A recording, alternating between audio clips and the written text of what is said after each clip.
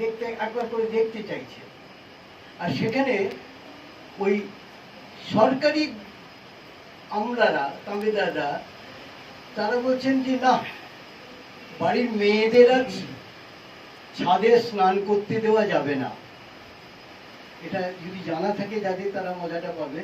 আসলে রাজস্থানেও আছে এখন অনেক, যে তখন এরকম স্নানাগার ছিল না, ছাদে স্নান করা হতো। কারণ বাড়িগুলো তো ছোট ছোট, তো ওই স্নান করতো সবাই, মেয়েরাও ছেলেরাও, এতে এবং কোমর নিচ থেকে জল তুলে। তো ওই টেলিস্কোপটা দিয়ে তারা ওই বাথরুমে দেখতে পারে। এখনো অনেক হয়তো টেলি দিয়ে সব করে, দূরের বাড়ির কোন মেয়ে বা ছেলে মেয়ে কি করছে। কিসলস্কি সিনেমাতেও আছে। তো তারা তার মানে রাখছেন কোথায় টেলিস্কোপটা, এই খেলে। আর ঠিক তখনই বাটুদেশকি সুচারুভাবে তার সাবেকদের নিয়ে দেখছেন চাঁদের কলঙ্ক। আপনি আমার হাতটা দেখুন আপনারা, একটা এই অ্যাঙ্গেল থেকে এইখানে তুলে দিয়ে বৃহস্পতির কটা চাঁদ আছে আর চাঁদের কলঙ্ক আছে কিনা এটা দেখছেন। এটাই সায়েন্স।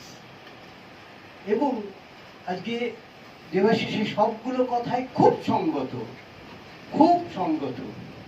কিন্তু মজার ব্যাপারটা হলো, আমরাও চলে যাব, কিন্তু থিয়েটারটা রয়ে যাবে নতুন নতুন ভাবে প্রাণ শক্তি, জীবনী শক্তি আহরণ করে। এটা আমার দৃঢ় বিশ্বাস, কোনো ইউটোপিয়ান কনসেপ্ট নয়।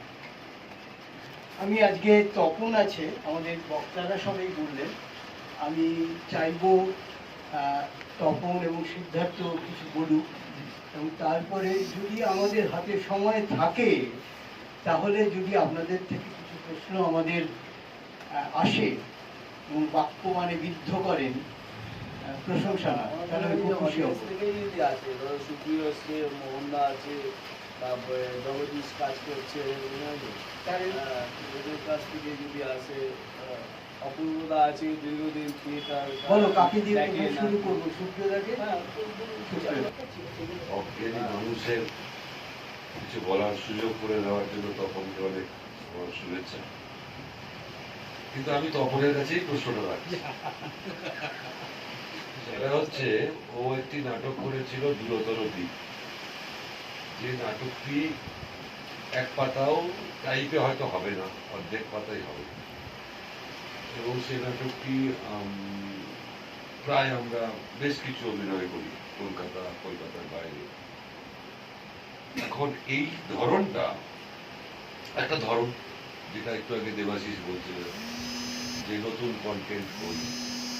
আবার সলিলদা যেটা বলছিলেন, সত্যিই তো এমন অনেক নাটক আছে, সেই নাটকগুলো